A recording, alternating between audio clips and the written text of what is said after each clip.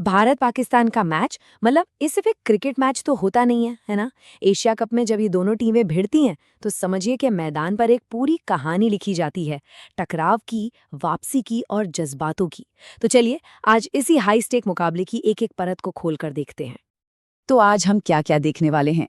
सबसे पहले बात करेंगे उस पहले मैच की, फिर देखेंगे पाकिस्तान ने वापसी कैसे की।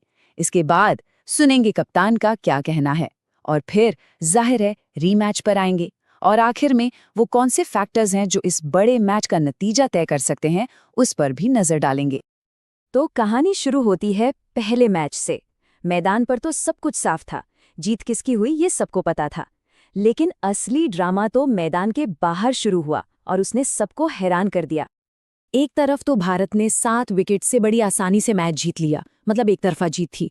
लेकिन दूसरी तरफ एक ऐसा विवाद खड़ा हुआ जिसने इस जीत को पूरी तरह से ढक दिया, और वो विवाद था मैच के बाद हाथ न मिलाने का। बस इतनी सी बात ने इतना तूल पकड़ लिया कि कौन जीता कौन हारा ये तो जैसे लोग भूल ही गए। और देखिए ये बात सिर्फ मैदान तक ही नहीं रही। मामला तब और गंभीर हो गया जब पाकिस्तान क्रिकेट बोर्ड यानी पीसीबी ने सीधे सीधे रेफरी को हटाने की ऑफिशियल शिकायत कर दी। सोचिए, आखिरकार रेफरी को सामने आकर माफी मांगनी पड़ी। उन्होंने कहा कि ये सब एक मिसकम्युनिकेशन यानी गलत फहमी की वजह से हुआ। तब जाके ये पूरा मामला शांत हुआ। तो एक तरफ ये विवाद चल रहा था और दूसरी तरफ पाकिस्तान पर टूर्नामेंट में बने रहने का प्रेशर, वो भी जबरदस्त। अब उनकी सारी नजरें थीं सुपर फोर्स में अपनी जगह पक्की करने पर। अब उनके सामने थी यूएई की टीम, और ये कोई मामूली मैच नहीं था। ये था करो या मरो वाला मुकाबला। मतलब एक हार और पाकिस्तान टूर्नामेंट से सीधा बाहर। और ऐसे ही प्रेशर वाले मैच में आपको एक हीरो चाहिए होता है ना। पाकिस्तान के लिए वो हीरो बन के उभरे फख्र जमान। सिर्फ 36 गेंदों पर 50 रन, जबरदस्त पारी। इसी पारी ने पाकिस्तान की लड़खड़ाती बैटिंग को संभाला और एक ठीक-ठाक स्कोर तक पहुंचने की नींव रखी। लेकिन रुकिए, यूएई इतनी आसानी से हार मानने वालों में से नहीं थी। उनके बॉलर जुनैद सिद्दीकी ने तो कमाल ही कर दिया। सिर्फ 18 रन देकर 4 विकेट। उन्होंने तो एक तरह से पाकिस्तानी बैटिंग की कमर ही तोड़ दी थी और मैच को पूरी तरह से जिंदा रखा था। खैर, इतनी मुश्किलों के बाद भी पाकिस्तान ने जैसे तैसे 146 रन बना लिए और फिर गेंदबाजी में यूएई को 105 पर ही रोक दिया। 41 रनों से ये एक अच्छी खासी जीत थी और इसी जीत ने उन्हें सुपर फोर्स का टिकट दिला दिया। तो टीम जीत तो गई, सुपर फोर्स में भी पहुंच गई। लेकिन कप्तान को पता था कि आगे की राह आसान नहीं है।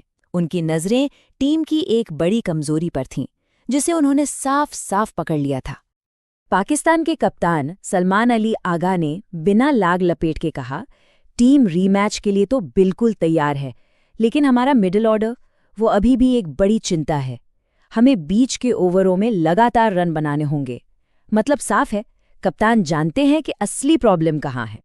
अच्छा, अब ये मिडिल ऑर्डर होता क्या है और ये इतना ज़रूरी क्यों है? देखिए, आसान भाषा में कहें तो ये वो बल्लेबाज हैं जो ओपनर्स के आउट होने के बाद आते हैं, नंबर 3 से 7 तक। इनका काम है या तो अच्छी शुरुआत को बड़े स्कोर में बदलना, या फिर अगर जल्दी विकेट गिर जाए तो पारी को संभालना। तो आप समझ सकते हैं कि कप्तान की चिंता बिल्कुल सही है, क्योंकि यही वो इंजन है जो या तो टीम को जीत तक ले जाता है या फिर बीच रास्ते में ही दम तोड़ देता है। तो भाई इस सारी उठापटक के बाद अब मंच पूरी तरह से तैयार है उस मैच के लिए जिसका हम सबको इंतजार था। जी हाँ, भारत बनाम पाकिस्तान, रीमैच इज ऑन। तो डेट और वेन्यू नोट कर लीजिए। भारत और पाकिस्तान के बीच ये सुपर फोर्स का महामुकाबला होने वाला है रविवार 21 सितंबर को दुबई के इंटरनेशनल स्टेडियम में। तो अब आते हैं सबसे बड़े सवाल पर। इस रीमैच में क्या होगा?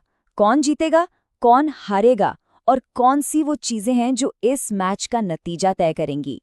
चलिए अब जरा इन की फैक्टर्स को समझते हैं। देखिए, मेरे हिसाब से इस मैच का नतीजा 4 बड़ी बातों पर डिपेंड करेगा। पहली चीज, स्पोर्ट्समैनशिप टेंशन। क्या उस हैंडशेक वाले विवाद का असर मैदान पर दिखेगा? दूसरी बात, पाकिस्तान का मिडिल ऑर्डर, क्या वो इस बार प्रेशर झेल पाएगा? तीसरा फैक्टर, दुबई के हालात, वहां की पिच और कंडीशन किस टीम को फेवर करेगी? और सबसे जरूरी चौथी और आखिरी बात, मेंटल गेम। इस हाई प्रेशर माहौल में कौन सी टीम दिमागी तौर पर ज्यादा मजबूत निकलेगी? तो ये बात तो साफ है कि ये सिर्फ एक क्रिकेट मैच नहीं होने वाला। ये सिर्फ स्किल और स्ट्रेटेजी की जंग नहीं है, बल्कि उससे कहीं ज्यादा ये एक इमोशनल टेस्ट है। कौन सी टीम अपने जज्बातों पर बेहतर कंट्रोल रख पाती है, वही जीतेगी। तो आखिर में बस यही एक सवाल है, ये रीमैच क्या है? सिर्फ स्किल का खेल या फिर नसों की जंग? एक ऐसा मैच जहां हुनर से ज्यादा हौसले का इम्तिहान होगा। खैर, इसका जवाब तो हमें मैदान पर ही मिलेगा।